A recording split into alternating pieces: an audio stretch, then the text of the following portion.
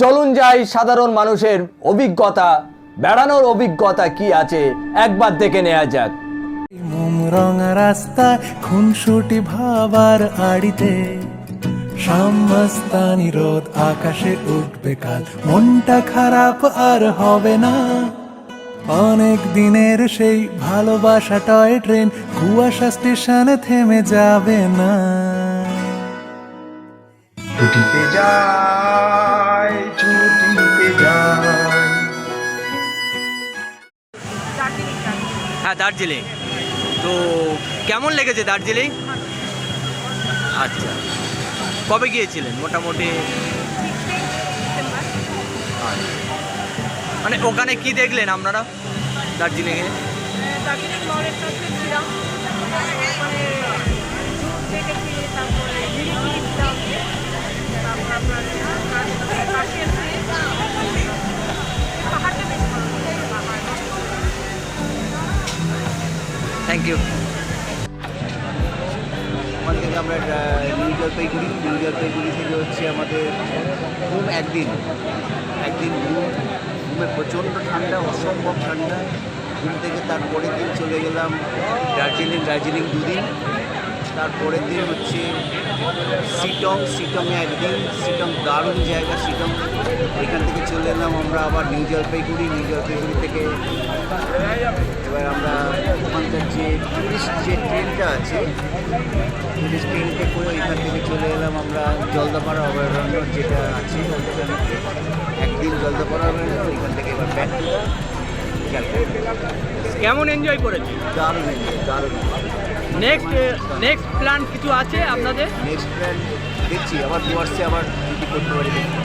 এছাড়া আপনার ভারতবর্ষের অন্য কোনো জায়গার অভিজ্ঞতা? শান্তিনিকেতন বা আমরা অনেক কিছু জায়গা নয়, কাশ্মীর, রাজস্থান বা কেরালা। আচ্ছা, ঠিক। Thank you.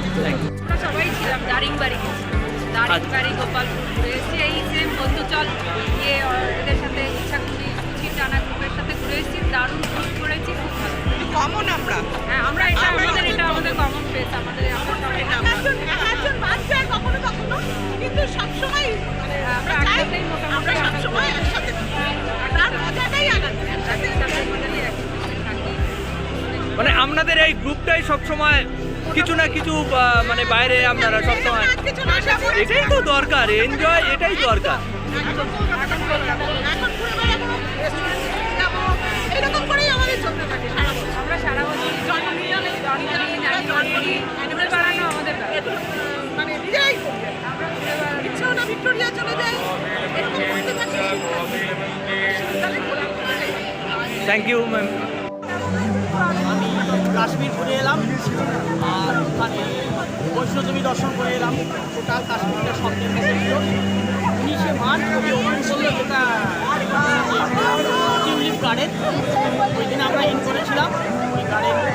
টোটাল কাশ্মীর দেখে এলাম, অসাধারণ লেগেছে, ভালোবাসি। তার আগে পুরো আমি গুজরাট ঘুরেছি, 16 দিন ধরে গুজরাটের একবারে পুরো সোমনাথ, দ্বারকা, বেলঘাটা এসব এগুলো করেছি।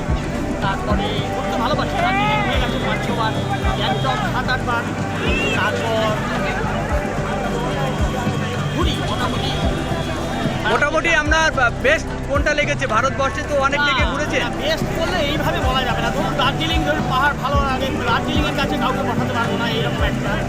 আর সেকেন্ডলি হচ্ছে যে ধরুন এই যে আমি কাশ্মীরটা করে এলাম, এটা আমার কাছে অনেক দিনের স্বপ্ন, বলে না মানে কাশ্মীরকে যে আমরা বলি ভূস্বর্গ কেন বলে, সত্যি করে খুব এত এনজয় করেছি, এত ভালো লেগেছে, এত বিউটিফুল ওয়েদারে গিয়েছিলাম। ওই এবছর যেটা 19শে মার্চ ওপেন হলো টিউলিপ গার্ডেন, মানে এক্সেলেন্ট।